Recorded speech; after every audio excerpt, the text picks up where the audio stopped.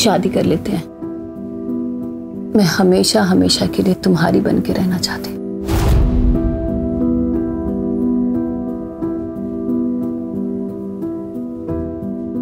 चल कर लेते हैं, पर तुम्हें आशीष को डिवोर्स देना होगा।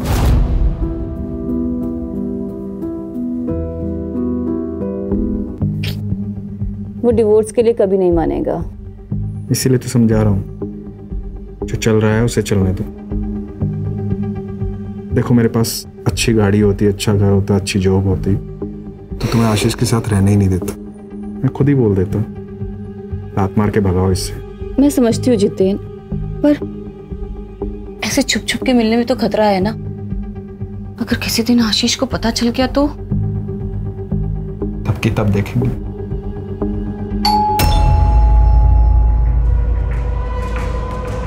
हे भगवान, वो आज इतनी जल्दी कैसे आ गए? तुम चुप हो जल्दी से।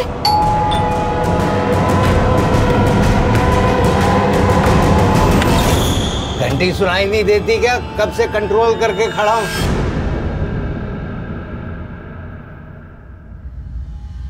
यहाँ टंकी फुल है मेरी, अभी खोलती नहीं तो यहीं टंकी खाली कर देता।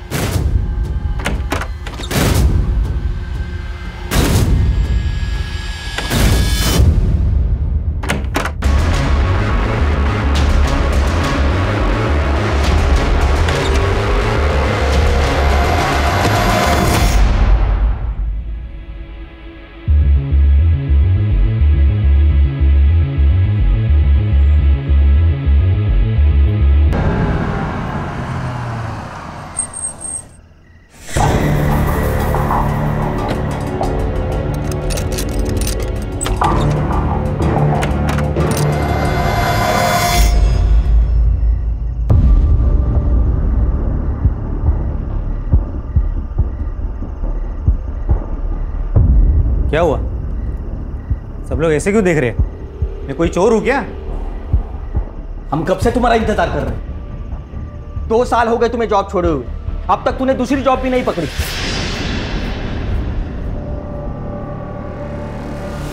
तुम्हें पता भी है 5 लोगों के परिवार के लिए कितना खर्चा आता है? देख, मैं अकेले इस घर का खर्चा नहीं उठा सकता। तो मैंने कब मना किया है? जब भी जॉब लगेगी ना, सारे पैसे लौटा दूंगा। जैसे आवारों की तरह घूमने से जॉब नहीं मिलती, उसके लिए हाथ पैर मारने पड़ते हैं। दिन भर है ना काम के लिए बाहर घूमता हूँ। अगर इतना लग रहा है ना तो तुम्हारे कमाई का एक निवाला नहीं खाऊंगा कल से। मुझे पता है जॉब कैसी ढूंढी जाती है, ज्यादा भाषण देने की जरूरत नहीं है। देख अक्षय, तू कल से घर में पैसे देना शुरू कर दे, नहीं तो चला जाए यहाँ से। चला जाऊं? ऐसे कैसे चला जाऊं? ये घर है ना हम दोनों के नाम पे है, मैं नहीं जाने वाला। आपको पता भी है इस घर में जीना मेरे लिए कितना मुश्किल हो गया है, जहां बात बात पर जताया जा रहा है कि हम पर एहसान किए जा रहे हैं। मैं कुछ नहीं जानती, आप इनके पैसे दे दीजिए, नहीं तो हम ये घर छोड़कर चले जाएंगे।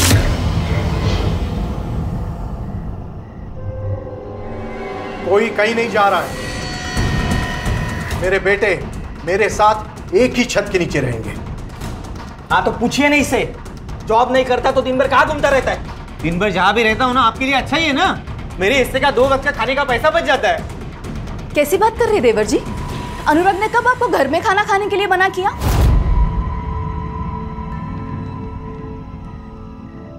तो फिर किसी को क्यों जानना है मैं दिन भर क्या करता हूँ, कहाँ रहता हूँ?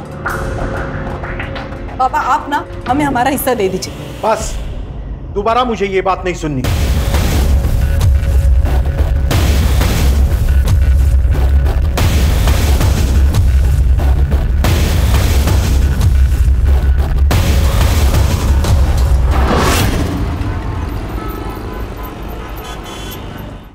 सुनिए, वो मुझे कुछ पैसे चाहिए थे, वो घर का थोड़ा सामान लेकर आना है। अभी 2 दिन पहले ही तो दिए थे 1000 रुपए।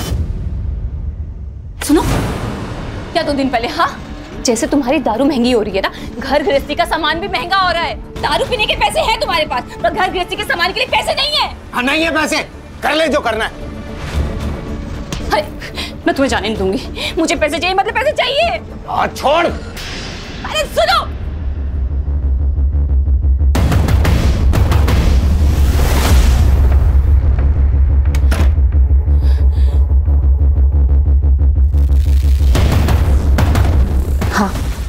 वो वो अभी घर से बाहर निकला है। ठीक है।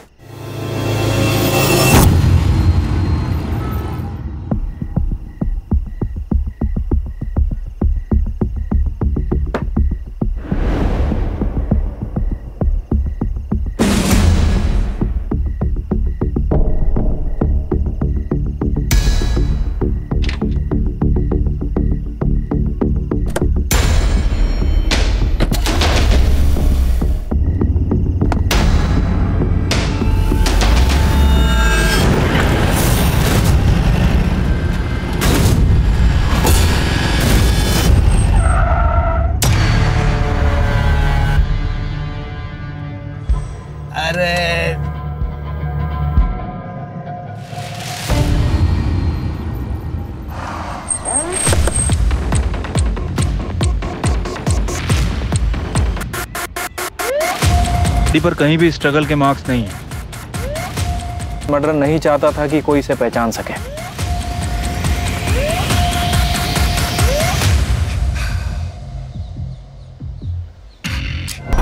सर गाड़ी में कुछ नहीं मिला। आरटीओ ऐप से कंफर्म किया है कि ये गाड़ी आशीष खुराना के नाम पे है।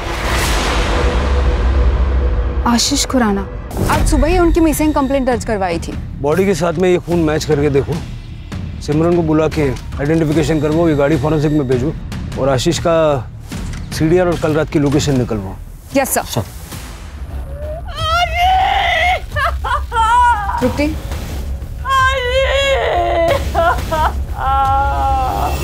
कल शाम को काम से लौटा तो थर्ड फ्लोर से चिकने चिल्लाने की आवाज़ आ रही थी। मैं समझ गया पुराना फैमिली फिर से झगड़ा कर रही थी। जाके देखा तो आशीष गुस्से से भाग गया। सर इन दोनों का तो लगा ही रहता है।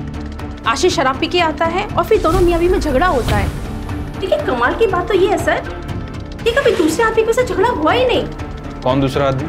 सर एक आदमी है, जब आशीष घर पे नहीं होता है ना तब वो घर पर आता है। मैं उसे जानती नहीं हूँ, लेकिन हाँ मैं उसे देखूंगी तो जरूर पहचान जाऊंगी।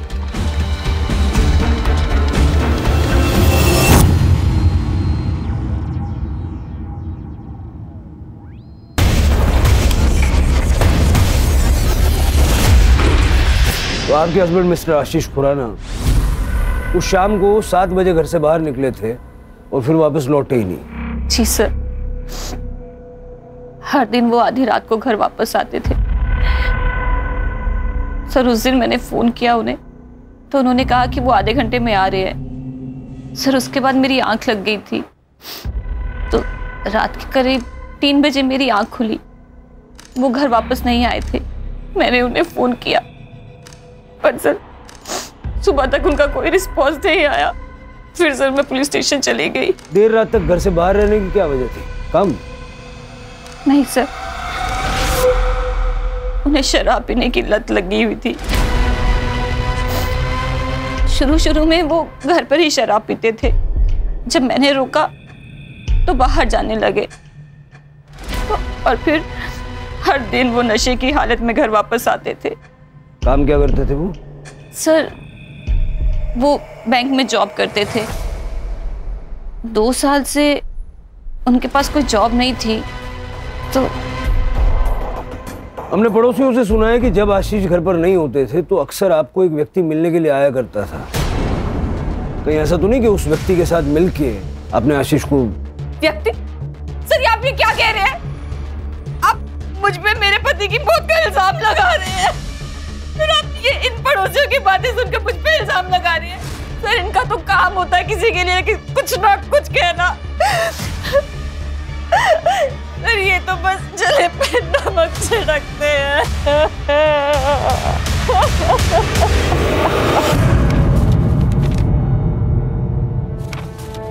क्या इस आदमी को जानते हो?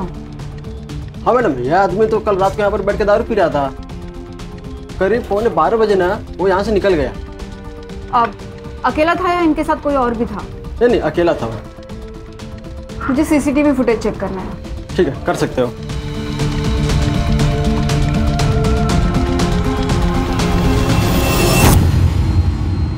सर हमने बार का सीसीटीवी फुटेज चेक किया और जैसे मैनेजर ने हमें बताया वैसे ही आशीष बार में अकेला ही ड्रिंक कर रहा था और 11:45 को आशीष बार से अकेला ही निकला और आशीष के लोकेशन डिटेल के अनुसार वो नॉन स्टॉप ट्रैवल कर रहा था।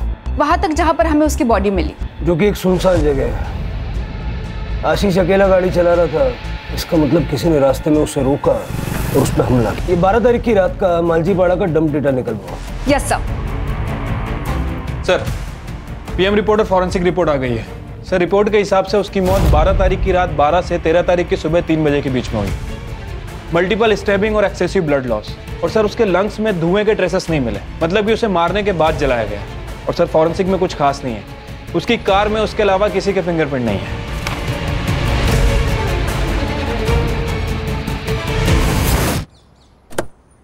तू पहले मेरी बात सुन। मुझे कल शाम तक हर हाल में फैसला चाहिए। तू बस टाइम बोल, मैं पहुंच जाऊंगा। हाँ ठीक है। नागेश, कोणाशी बोलतोय? कहीं फिर से वही? आई तू कशाला घाबरते एवढं?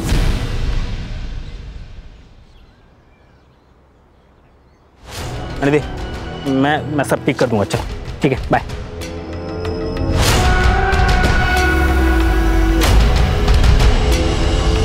सर, आशीष के कॉल रिकॉर्ड के हिसाब से उसे लास्ट कॉल किसी अक्षय संपत का आया था और बाहर से निकलने के 15 मिनट पहले तक वो उसी से बात कर रहा था। बाहर के सीसीटीवी फुटेज में भी दिखा है सर। अक्षय संपत? हाँ सर, और इसके कॉल रिकॉर्ड में किसी जितेन शाह का भी नंबर मिला और ये तीनों लगातार टच में थे। इनफैक्ट दिन में 2 से 3 बार बात भी किया करते थे। डंप डेटा का क्या हुआ? सर, आज शाम तक मिल जाएगा। सर, मैं जितेन और आशीष बरसों पुराने दोस्त थे। मुझे तो अभी भी यकीन नहीं हो रहा कि आशीष अब हमारे बीच नहीं है। 12 तारीख की रात को आप दोनों के बीच काफ़ी बातें हुई थी फ़ोन पे। क्या बात हुई थी? सर, जनरली ऐसे ही फ़ोन किया था, इधर उधर की बातें की और रख दिया। उस वक्त तुम कहाँ थे? मैं घर पे ही था।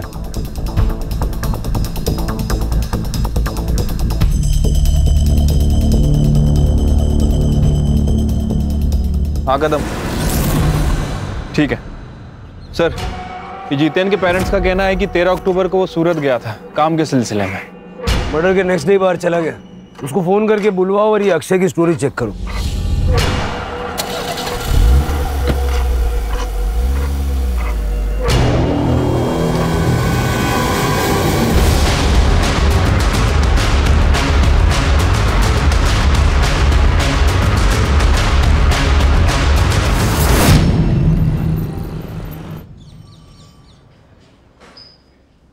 झूठ क्यों बोला? जिस वक्त आशीष बाहर से बाहर निकला उसी वक्त तू भी अपने घर से बाहर निकला और फिर रात को 1:30 बजे तक तुम्हारा फोन स्विच ऑफ था। वो क्या है सर, मैं रात को अक्सर बाहर जाया करता हूँ। वो क्या है ना, मुझे पान खाए बगैर नींद नहीं आती। और रही बात मोबाइल की, तो मेरी मोबाइल की बैटरी डाउन हो गई थी सर, इसलिए स्विच ऑफ हो गया था। लेकिन मैं जैसे ही घर लौटा मैंने चार्जिंग पे लगाया और सो गया। कितने घंटे तक बाहर था? यही कोई लगभग 1 आध घंटा। पान वाले के वहाँ बहुत भीड़ थी क्या 1 घंटा लग गया? नहीं सर, वो क्या है, मैं पान खाने के बाद ड्राइव पे जाता हूँ। वो ट्रैफिक कम रहती है ना रात को। कौन से पान वाले के वहाँ गया था? चौराहे पान वाला सर। अक्षय साहब, वो तो हमेशा आते रहते साहब। उस रात को भी करीब 12 बजे आए थे। तुम्हें इतना यकीन कैसा है? उस रात उन्होंने मुझे 2000 रुपए का नोट दिया था। मेरे पास भी छुट्टा नहीं था, उन्होंने मेरे पे भरोसा कर लिया। वो बोले मैं रोज आते रहता हूँ, बाद में पैसे लेके जाऊंगा। ठीक है, थैंक यू। हाँ, अक्षय तो दिन रात घर से बाहर ही रहता है। घर में तो बस खाना खाने आता है। पता नहीं कौन से बिजनेस की प्लानिंग कर रहे हैं। हमारी तो छोड़िए, उसकी खुद की पत्नी भी परेशान रहती है। मतलब दिन भर वो काम की वजह से घर पे नहीं होता है। सालों से उसे पान खाने की आदत है, तो रात को 1-2 घंटे के लिए वो बाहर चला जाता है। सर, पूरे घर का माहौल खराब करके रखा इसने। इसकी इन आदतों की वजह से हमने पूछना भी बंद कर दिया है। आप तो अक्षय की पत्नी है, आपको तो पता होगा ना कहाँ कितना वक्त गुजारते हैं आपके पति। सर, मैं ज़्यादा कुछ पूछती नहीं हूँ उन्हें। जब तक वो आता है मैं सो जाती हूँ, इसलिए हम दरवाजे को लॉक भी नहीं करते, ताकि उन्हें जब भी आना हो रात को वो आ जाते हैं। अगर अक्षय ने आशीष को नहीं मारा है तो फिर कौन हो सकता है? ये जितेन का है? सर, कल आ रहा है। सर, डीएनए रिपोर्ट आ गई है। वो बॉडी आशीष की है और मैंने उसका बैकग्राउंड भी चेक किया। उसे शराब पीने की लत थी, इसके अलावा सब कुछ नॉर्मल है। कदम, ये जितेन के घर के बाहर नजर रखने के लिए कांबले को भेजो। जैसे ही वो घर पे पहुंचेगा उसको सीधा पुलिस स्टेशन लेके आओ। Okay sir. आशीष की वाइफ सिमरन, उसका क्या हुआ? सर उसकी सीडीआर चेक की, एक नंबर मिला है जिससे वो लगातार बात करती है। इंक्वायरी की तो पता चला कि उसकी बहन रश्मिका भल्ला का है। नॉर्मल बात है सर, लेकिन हर दिन घंटों घंटों बातें करना और एक ही दिन में 2-3 बार बात करना, ये थोड़ा अजीब नहीं लगता है? रश्मिका और सिमरन दोनों के सीडीआर और लोकेशंस निकलवाओ। सर, और इसके पास और एक जली हुई बॉडी मिली है।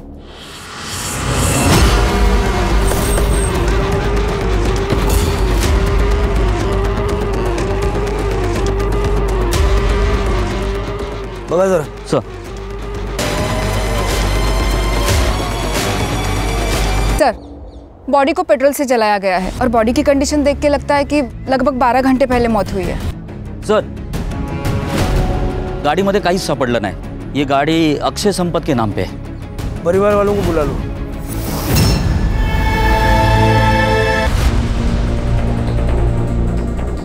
हमें बॉडी पर से ये वॉलेट, कपड़े और ये घड़ी मिली है।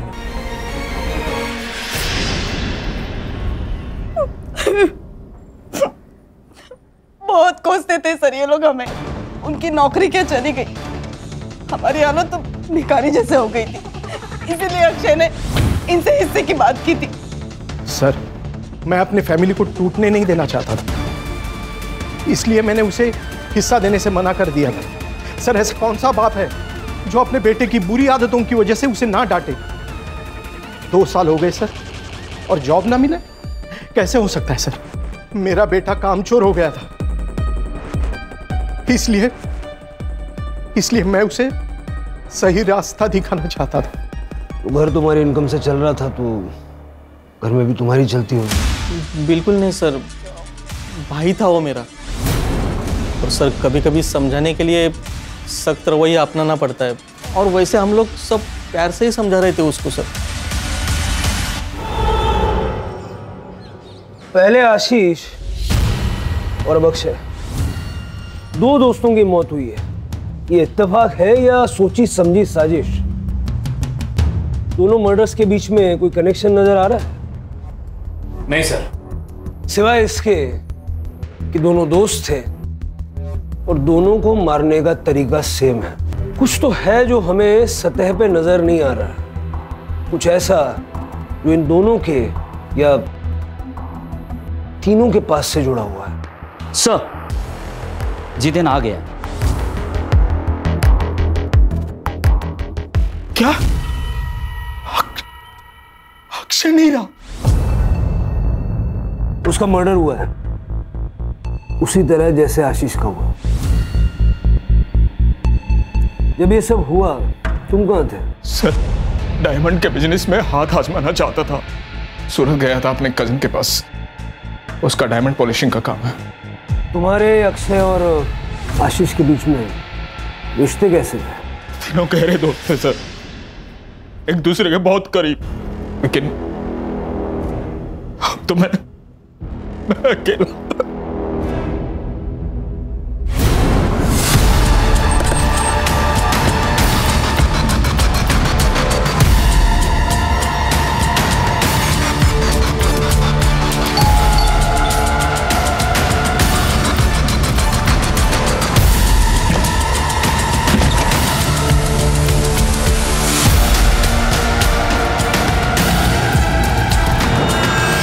कदम, मैम, मैं फंस चुकी हूँ।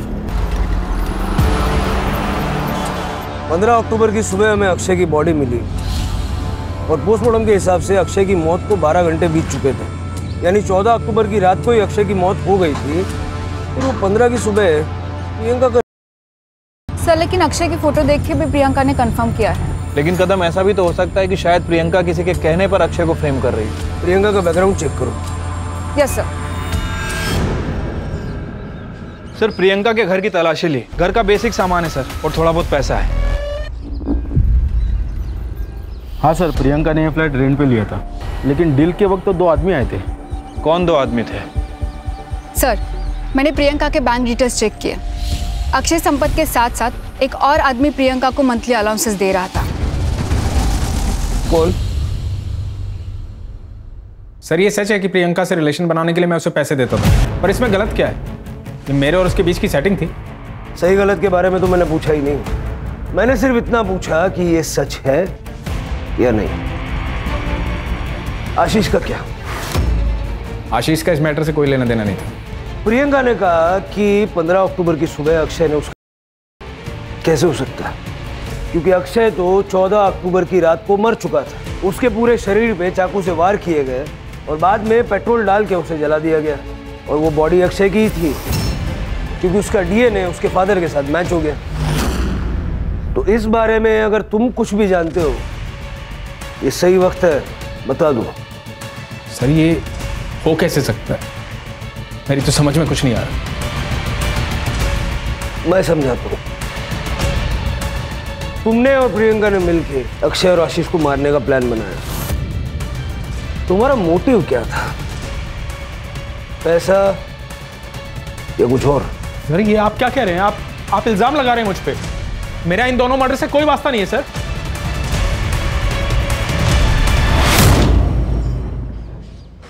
सर आशीष, जितेन और अक्षय, इन तीनों की दोस्ती के अलावा एक और कनेक्शन है इन तीनों से रिलेटेड। सर 3 साल पहले इन तीनों को एक बड़े स्कैम के चक्कर में पकड़ा था, लेकिन सबूत ना होने की वजह से इन्हें छोड़ दिया गया। मैंने उस केस के इन्वेस्टिगेशन ऑफिसर नचिकेत परब को बुलाया है।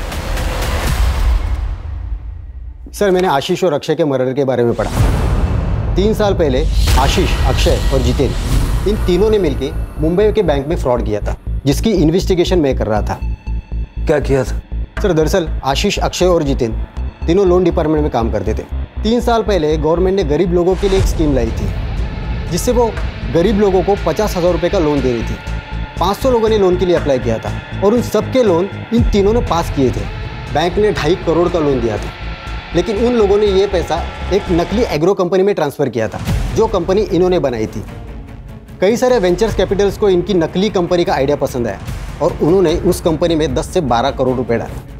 तब तक इन लोगों ने एक बड़ा सा ऑफिस लेके उन सबको झांसे में रखा और जैसे ही उनका काम बन गया, उन्होंने ऑफिस बंद किया और फरार हो गए। जब वेंचर कैपिटल्स को एहसास हुआ कि वो कंपनी नकली थी, तो उन्होंने एफआईआर दर्ज की। सर हमने तो सारे प्रोटोकॉल्स फॉलो किए थे। ये सर हमने तो पूरे वेरिफिकेशन के बाद ही लोन सैंक्शन किया था उन लोगों को। सर लोन लेने के बाद वो लोग अपने पैसे का क्या करते हैं, हमारा लुकआउट नहीं। उन लोगों ने तुम्हारे कहने पे अपना सारा पैसा तुम्हारी नकली कंपनी में लगा दिया। सर किस कंपनी की बात कर रहे हैं आप? सर आप क्या बोल रहे हो ना, कुछ समझ में नहीं आ रहा है। सर हमारे हाथ में कोई सबूत नहीं था, इसलिए केस को बंद करना पड़ा। 12.5 करोड़ गायब थे, 10 करोड़ वेंचर कैपिटल्स के और 2.5 करोड़ बैंक के, जो बैंक ने लोन में दिए थे। और केस के चलते इन तीनों को सस्पेंड कर दिया गया। सबसे इंटरेस्टिंग चीज़ ये है कि इतना बड़ा घपला करने के बाद भी कहीं कोई प्रूफ नहीं मिला। सर क्योंकि उन्होंने अपने या अपने फैमिली के नाम पे कुछ भी नहीं रखा था। उन्होंने नकली नाम, नकली एड्रेस, नकली पैन कार्ड और नकली आधार कार्ड से उस कांड को अंजाम दिया था। और रजिस्टर ऑफ कंपनी में भी उन्होंने किसी को घूस खिला के अपनी कंपनी रजिस्टर करवाई थी, इसलिए किसी ने अच्छे से कंपनी की जांच पड़ताल भी नहीं की। तो ये थी वो मिसिंग कड़ी।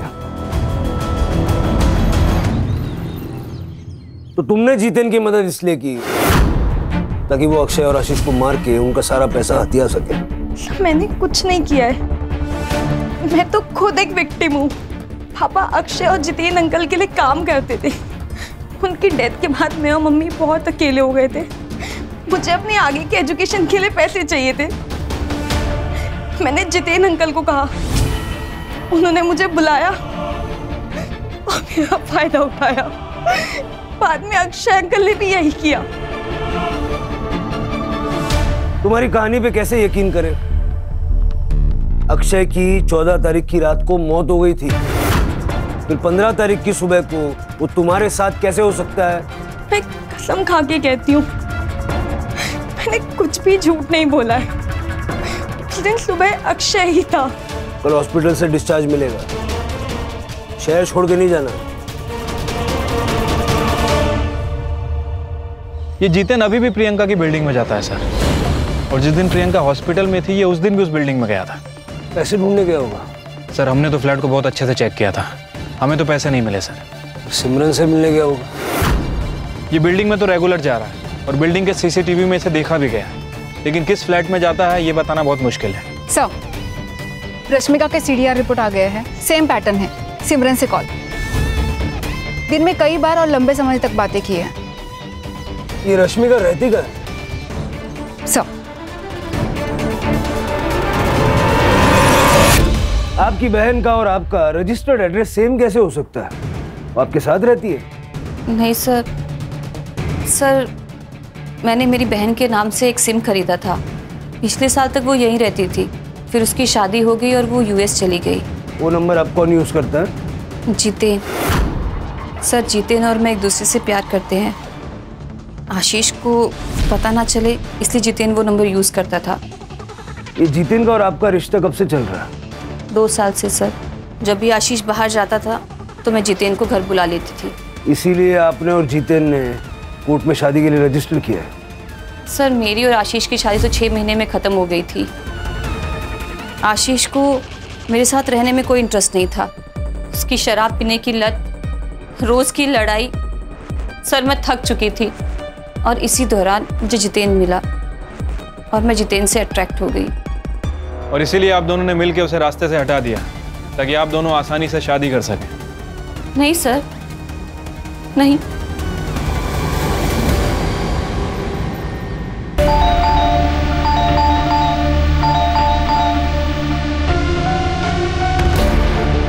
सचिन अच्छा हुआ तुम आ गई। देखो ना बहुत स्मेल आ रही है, गेट भी नहीं खोल रहा है।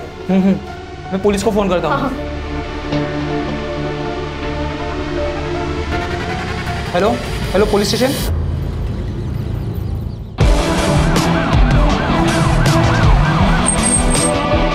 अरे चला बाजू लगा, बाजू लगा फटकार।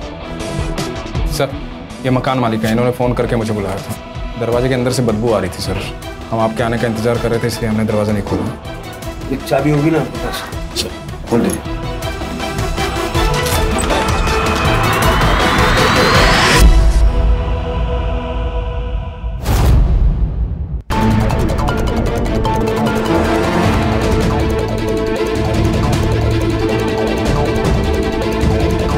सर ये सुसाइड नोट मिला है। सर आशीष और अक्षय की मर्डर की इन्वेस्टिगेशन कहाँ तक पहुँची है? देखिए इन्वेस्टिगेशन अभी चल रही है, अभी कुछ कह नहीं सकते। आप लोग कुछ कहते ही क्या है सर? 2 लोगों का मर्डर हो चुका है और दोनों के ऊपर 12 करोड़ की लूट का इल्जाम है। एक लड़की ने सुसाइड कर लिया, चाहे तो आप उसको बचा सकते थे अगर आप अपना काम ढंग से करते तो, लेकिन आप लोगों ने ऐसी कोई कोशिश नहीं की। जवाब दीजिए सर। मैम अभी इन्वेस्टिगेशन चल रही है, जो भी अपडेट होगा हम आप लोगों को बता देंगे। प्लीज चलिए आप लोग। सर आइए। सर आप रात को सुकून की नींद कैसे सो पाते हैं ये जानते हुए कि आपकी वजह से किसी की मौत हो गई है? क्या आपको बुरा नहीं लगता इस बात का? जवाब दीजिए सर, हम सब जानना चाहते हैं इस बारे में। आप लोग प्लीज चलिए। लेकिन सर हमारे सवालों का क्या? मैडम आगे बात चला।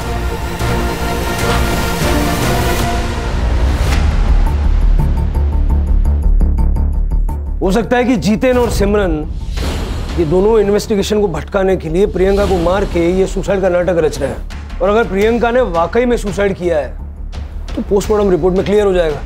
प्रियंका ने कहा कि अक्षय संपत ने, जबकि अक्षय तो एक दिन पहले ही मर चुका था। प्रियंका सच बोल रही थी। सर कसम से हमारे दिमाग में कभी ये ख्याल नहीं आया।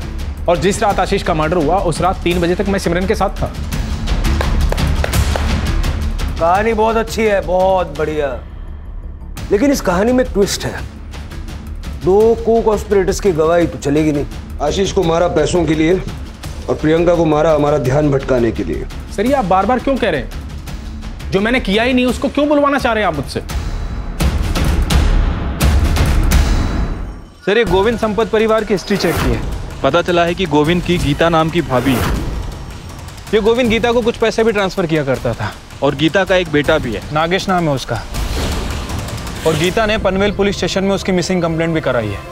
14 तारीख से गायब है, 14 अक्टूबर से।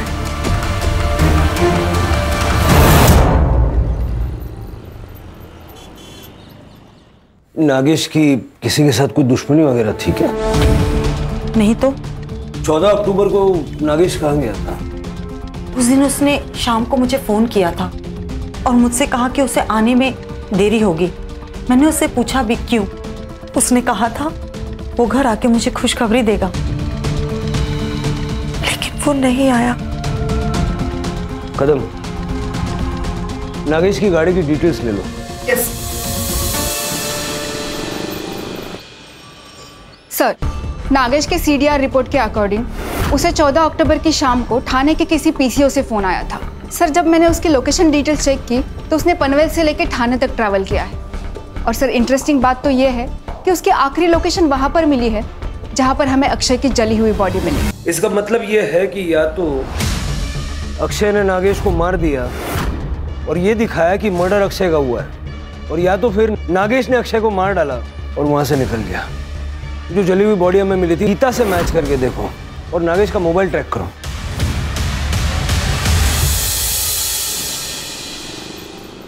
सर, ये नागेश का फोन थोड़ी देर पहले पुणे में ऑन हुआ था, लेकिन स्विच ऑफ हो गया।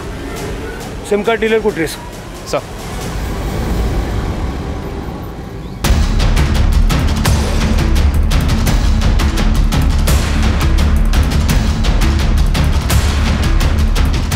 इनमें से कौन था? सर ये था।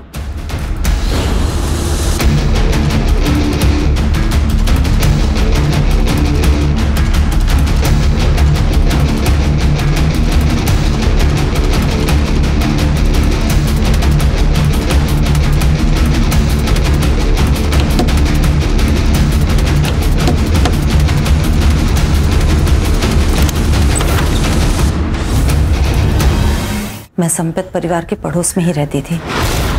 गोविंद शादीशुदा थे, फिर भी हमें एक दूसरे से प्यार हो गया और उसने मुझसे मंदिर में शादी कर ली। और जब मैं प्रेग्नेंट हुई तो उसने मुझे पनवेल वाले घर में शिफ्ट कर दिया ताकि हमारे रिश्ते के बारे में किसी को पता ना चले। लेकिन हाँ, गोविंद की पहली बीवी के बच्चों से उसकी कुछ लड़ाई चल रही थी। प्रॉपर्टी और पैसे के हिस्से को लेकर गोविंद नागेश को हिस्सा देना चाहता था, लेकिन अक्षय और अनुराग को मंजूर नहीं था, इसलिए कई बार उन लोगों में झगड़ा हुआ। तू पहले मेरी बात सुन। मुझे कल शाम तक हर हाल में फैसला चाहिए। तू बस टाइम बोल, मैं पहुंच जाऊंगा। और किसी से उसकी कोई लड़ाई नहीं थी।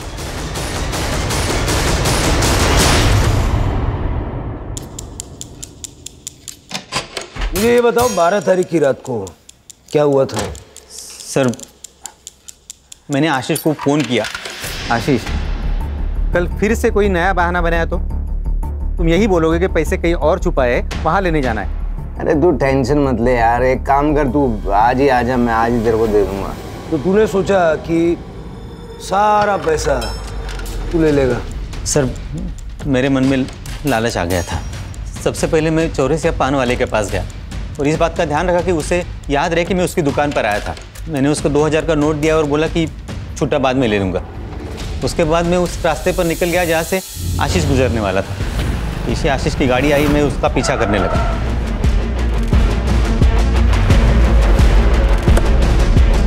सर, बैंक के फ्रॉड से हमें 12.5 करोड़ रुपए मिले थे। वो सारे पैसे हमने आशीष के पास रखे थे।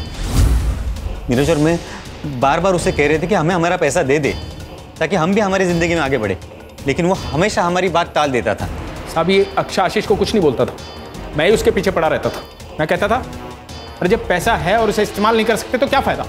मुझे नहीं पता था ये कमीना उसे मार देगा। तू भी कोई बड़ा दूध का धुला नहीं है, समझा ना? Control control. पैसा कहाँ छुपा है? सर, ये सब करके मैं घर आ गया और पैसे गिनने लगा। तब मेरा भाई अनुराग, उसने मुझे देख लिया। मुझे उसे सब बताना पड़ा। तब अनुराग ने मुझे एक आइडिया दिया।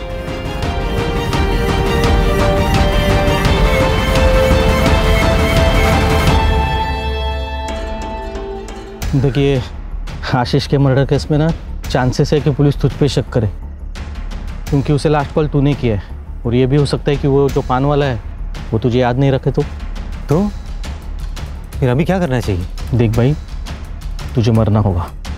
क्या? अरे मतलब तेरे नाम पे किसी और को मरना होगा। लेकिन ऐसा है कौन?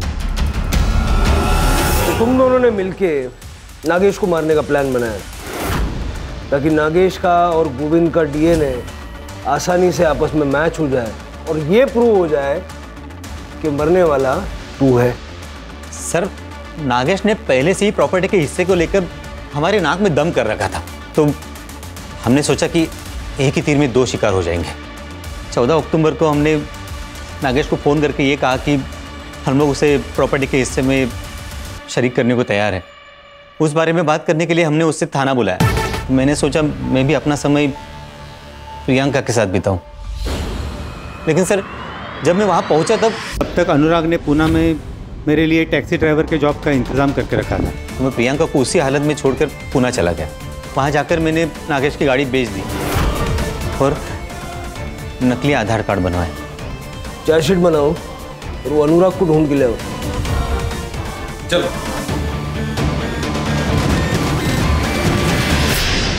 इतने गरीबों को लूटा, बैंक को बेवकूफ बनाया, करोड़ों रुपयों का गबन किया, अंत में क्या मिला? पैसा जरूरी है, लेकिन अनैतिक रूप से कमाया हुआ पैसा क्या वाकई आपके काम आ सकता है? सर, जैसे आपने बताया था, मैंने प्रियंका के होम टाउन का एड्रेस निकाल के उसकी माँ को पानीपत में खबर पहुंचा दी है और उनको ये भी बताया है कि उनकी बेटी कॉल सेंटर में जॉब करती थी।